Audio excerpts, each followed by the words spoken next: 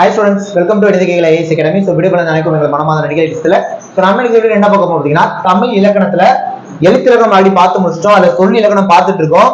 அதோட பார்ட் 2 இந்த வீடியோல பார்க்க போறோம். இந்த பார்ட் 2ல பகுபதம் பகாபதம் பத்தி நம்ம ஃபுல்லா இதல டிஸ்கஸ் பண்ணிடலாம். ஓகேவா? வீடியோ கடைசி ஸ்கிப் பண்ணாம ஃபுல்லா பாருங்க. யாராவது ஃபர்ஸ்ட் ஃபர்ஸ்ட் நம்ம சேனல் வந்திருந்தீங்கன்னா மறக்காம சேனல் சப்ஸ்கிரைப் பண்ணி பக்கத்துல பெல் ஐகான் கிளிக் பண்ணி வச்சுக்கோங்க. அப்பதான் நம்ம போற வீடியோஸ் ஃபர்தரா உங்களுக்கு சேரும்.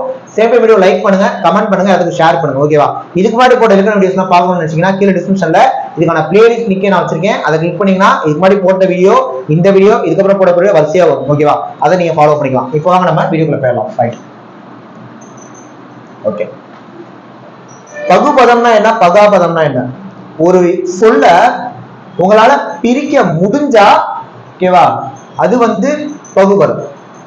பிரிக்க முடியலனா அதுக்கு பேரு பகாபதம். அதாவது பிரிக்கிறதுனா நம்ம ஸ்கூல்ல படிச்சிருப்போம், பகுதி, சந்தி, சாரியை, இடைநிலை, விகுதி அப்படின்னா பிரிக்க முடிஞ்சா பகுபதம், பிரிக்க முடியலனா பகாபதம். இந்த பகாபதம் 4 வகைப்படும். பெயர் பகாபதம், வினை பகாபதம், இடை பகாபதம், உரி பகாபதம். பெயர் பகாபதம்னா எக்ஸாம்பிள் மரம், நீர், பிரிக்க முடியாது. வினை பகாபதம்னா எக்ஸாம்பிள் உன், கான், எடு, இதெல்லாம் வினை, இதெல்லாம் பெயர். இடை பகாபதம்னா தில், பிற. இடையினா நம்ம ஆடி பார்த்திருக்கோம். இடைச்சொல்னா என்னது? 2 பெயர் சொல்லையோ 2 வினை சொல்லையோ இணைத்தா அதான் இடைச்சொல். அப்ப பகாபதம் இங்க பிரிக்க முடியாது. அப்ப இடை பகாபதம்னா தில், பிற.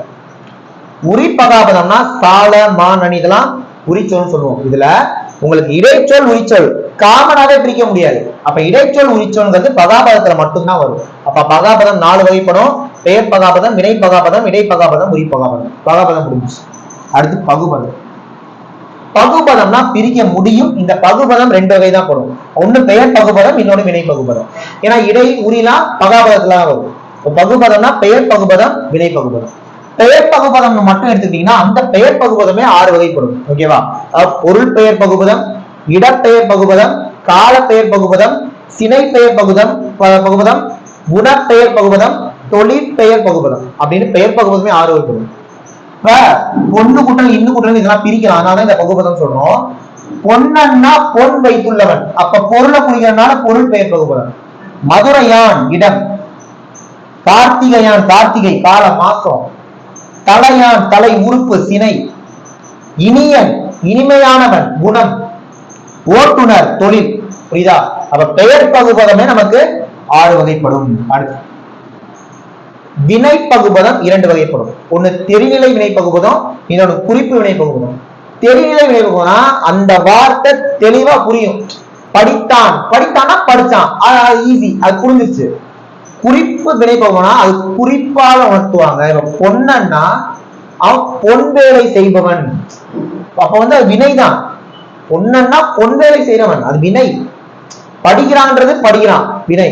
இது குறிப்பால் உணர்த்தினா தான் குறிப்பு வினை பகுபதம். அப்ப வினை பகுபதம், தெரிநிலை வினை பகுபதம், குறிப்பு வினை பகுபதம் 2 வகைப்படும். அடுத்து பார்க்க போறது இடைநிலை.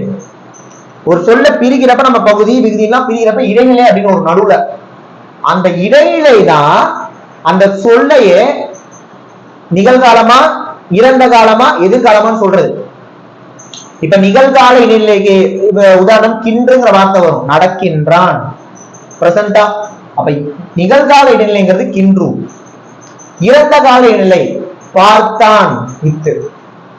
பார்த்தான்னா முன்னாடி பார்த்துட்டா. அந்த இத்து, இட்டு, இறுனா இறந்த கால இடைநிலைன்னு நம்ம சொல்லுவோம். அடுத்து வருவான், வருவான்னா வருவான் தான் வரும். அப்ப எதிர்கால இடைநிலை இப்ப இப்பு. அப்ப கின்றுனா நிகழ்கால இடைநிலை, இத்து, இட்டு, இறுனா இறந்த கால இடைநிலை, இப்ப இப்பெல்லாம் எதிர்கால இடைநிலை. இப்ப நடக்கிறது, முன்னாடி நடந்தது, இனிமேல் நடக்க போகுது. எதிர்மறை இடைநிலைனா என்ன சார் அப்படின்னா கண்டிலன், பார்த்திலன் அப்படின்னா அது நெகட்டிவா சொல்லும். அப்ப இல்லு, அல்லு, ஆலாம் எதிர்மறை இடைநிலை. சோ நம்ம இந்த வீடியோல சிம்பிளா பகுபதம் என்ன, பகாபதம் என்ன தெளிவா பார்த்துட்டோம். அதோட வகைகள் எல்லாமே தெளிவா சொல்லிட்டேன். இதமான வீடியோஸ் வேணும்னா சேனலை சப்ஸ்கிரைப் பண்ணிட்டு போற பாருங்க. அது உங்களுக்கு டெஃபினட்டா ஹெல்ப்ஃபுல்லா இருக்கும். புரியுதா? நெக்ஸ்ட் ஒரு முக்கியமான வீடியோல பார்க்கலாம். தேங்க்யூ.